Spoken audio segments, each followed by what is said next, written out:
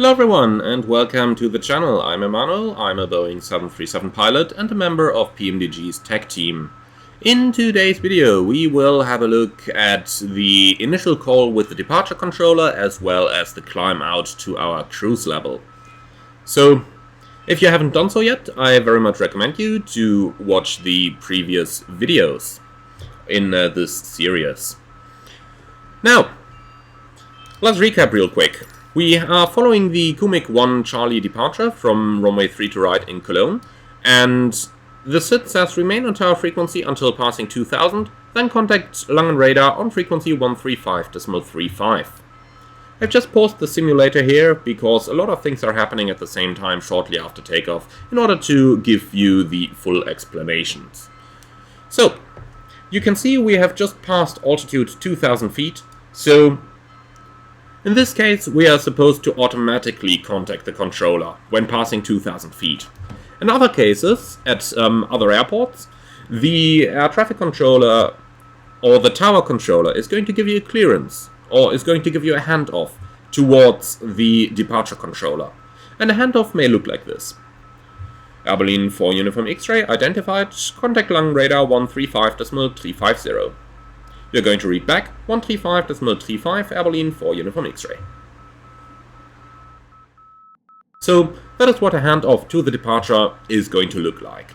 In either case, be it with the automatic handover as on this particular departure, or if you're given a manual handover from the tower controller, the initial call to departure is going to look like this. You have to include the altitude you are currently passing. That is because the controller is verifying that he's getting a correct altitude readout from your transponder. You have to include the altitude that you're climbing to. And this varies a little bit per country, but in most countries you should include the standard instrument departure that you are flying. So a call to departure may look something like this. Langen radar hello, Air Berlin 4 Uniform X-ray, passing 2600 feet, climbing 5000 feet, Kumik 1 Charlie departure. And then the controller is going to reply, Air Berlin 4 Uniform X-ray, identified, climb flight level 140. In some countries they may say something like, climb now, flight level 140, or climb via SID, flight level 140, and usually climb now or climb unrestricted means that you can disregard any altitude restriction that you may have on your standard instrument departure. If the controller, however, says just climb flight level 140 or climb via SID, flight level 140, then this means that you have to abide any altitude restriction that you may have on your departure. So this is especially the case in the UK or in the United States, where you have a lot of altitude restrictions that may limit you on your departure. So be sure when you are getting a climb clearance to know if it's actually an unrestricted climb, so ignoring the altitude restriction, or if you're still restricted by them. So listen carefully to what the controller is saying there. In our case, let's continue our flight and let's make our initial call with the departure controller. I'm going to put the autopilot back in. Langen radar hello, Air Berlin 4 Uniform X-ray, passing 3000 feet, climbing 5000 feet, Kumik 1 Charlie departure. Air Berlin 4 Uniform X-ray, Langen radar hello, identified, climb by SID, flight level 140. Climb by SID, flight level 140, Air Berlin 4 Uniform X-ray. Now we've set our flight level 140, verify it on the primary flight display.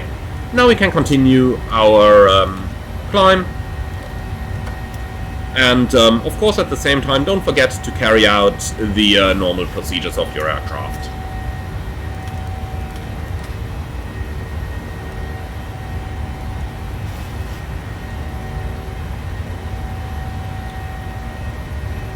Don't forget when you're passing the transition altitude to set the altimeter to standard.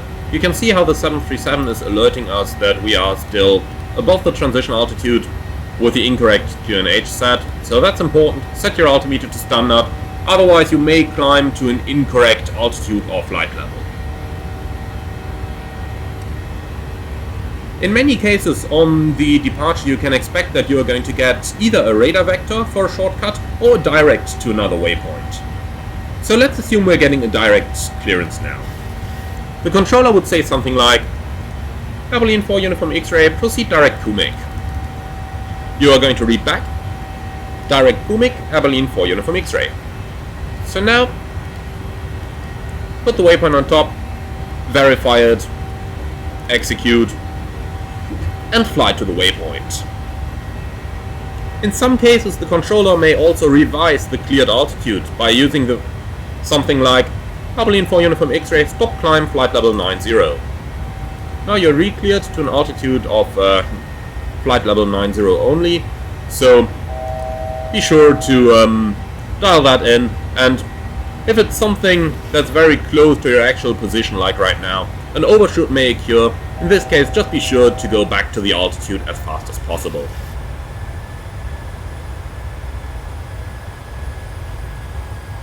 Something else that may happen is that the controller is going to give you traffic information if you have another aircraft passing by somewhere. So that may look something like Abilene 4 Uniform X-ray traffic information, a Lufthansa Airbus A320 on your 12 o'clock 10 miles.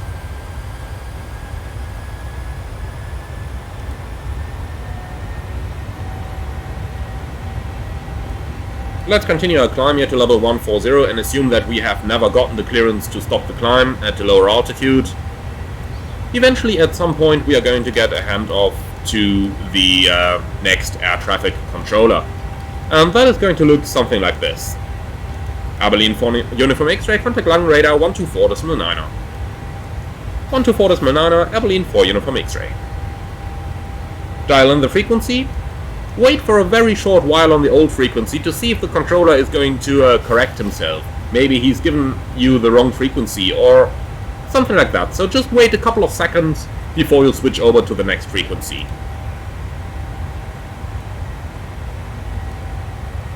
And then check in with the next frequency like this. Lang radar, Abilene 4 Uniform X-ray, passing flight level 123, climbing 140 in Mount Kumik. And the other controller is going to reply something like Abilene 4 Uniform X-ray, Lang radar identified, climb flight level 250. You're going to reply, climbing flight level 250, Abilene 4 Uniform X-ray. Set, 250 checked, and off we go.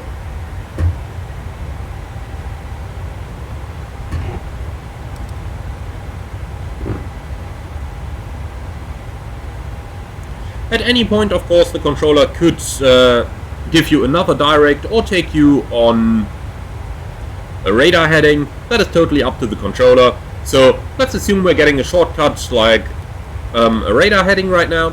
Abilene 4 Uniform X-ray, turn right heading 130.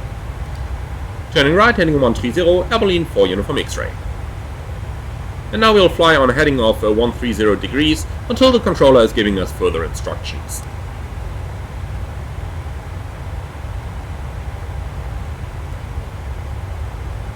Another question the controller may ask you is, Abilene 4 Uniform X-ray, which flight level can you reach by NEGX, for example? Then we're going to check in the FMC, NEGX 339. I would always tell the controller something a little more conservative, so Abilene 4 Uniform X-ray, able flight level 339er at NEGX. And controllers may ask this because they have to separate you from other aircraft. So if they know they have an aircraft flying at NEGX at level 300 maybe, they now know that you can climb higher and they can give you the clearance for further climb. Or they may leave you below that level. But in any case, you can expect a question like this from an air traffic controller occasionally. Another question that is very often asked is to state your requested altitude for the cruise level. So we are now clear to flight level 250, which is the boundary between lower airspace and upper airspace. Now, at this moment we are often going to get a handoff to the next controller. So, Berlin 4 Uniform X-Ray, contact Rhine Radar 133.330. 133.330, Berlin 4 Uniform X-Ray. Now let's contact the controller. As always, wait a second or two before leaving the old frequency, and wait another few seconds before you check in on the new frequency to see if there is somebody talking or if there is maybe somebody waiting for a readback. When you have made sure that there is nobody whom you are interrupting, you can call the controller. Rheinreiter, hello, Berlin 4 Uniform X-Ray, climbing, passing flight level 220, climbing flight level 250, heading 130. And the controller is going to reply, Berlin 4 Uniform X-Ray, Rheinreiter Roger, climb flight level 310, report requested level. So now you're clear to climb to flight level 310, and he wants to know which flight level you want to climb to in your cruise. So have a look at the cruise page. Your flight level is 350, the optimum is higher, so theoretically we could climbing higher. If you want to know the complete considerations we're giving here, I recommend to check out my 737 tutorial videos where I am giving information like this. For now, let's assume that we want to climb to flight level 350. So then we are going to say Berlin 4 Uniform X-Ray, request flight level 350. And the controller is probably going to acknowledge that, for example with a Roger. So Berlin 4 Uniform X-Ray, Roger. And that's going to be it. Or he might just clear you up straight away to the requested flight level. Berlin 4 Uniform X-Ray, climb flight level 350. And you are going to reply, climbing flight level 350, Berlin 4 Uniform X-Ray. At one point eventually he is also going to clear us, probably direct to waypoint again. So, in our case, Berlin 4 Uniform X-Ray, proceed direct Bombi. Proceeding direct Bombi, Berlin 4 Uniform X-Ray. And now, you are going to fly towards Bombi.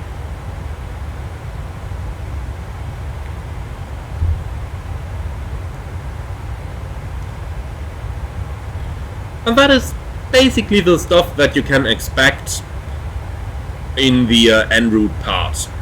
One more thing over here is the controller may assign a certain rate of climb.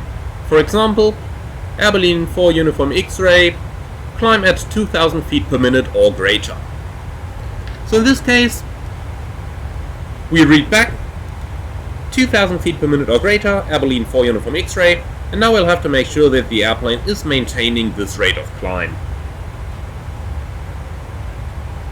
So, if you are at one point unable to maintain this rate of climb, you can tell the controller, Berlin 4 Uniform X-Ray, unable 2000 feet per minute, for example.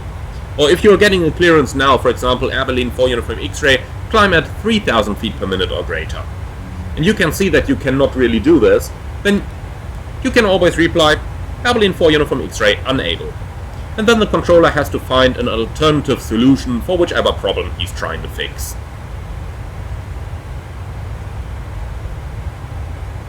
So this concludes our climb tutorial video. I would like to thank you very much for listening. I hope that you've enjoyed it. Let me know if you think that there is something more that should have been covered in this video, or if you are doing things a little bit different. But for now, thank you very much for listening, and if you do want to support the channel, there is a small donation link in the Buy Me a Coffee link in the video description below. So check that out if you want to support the channel. But for now, thank you very much for joining. I hope that you have enjoyed this one, and I'm looking forward to see you all again soon.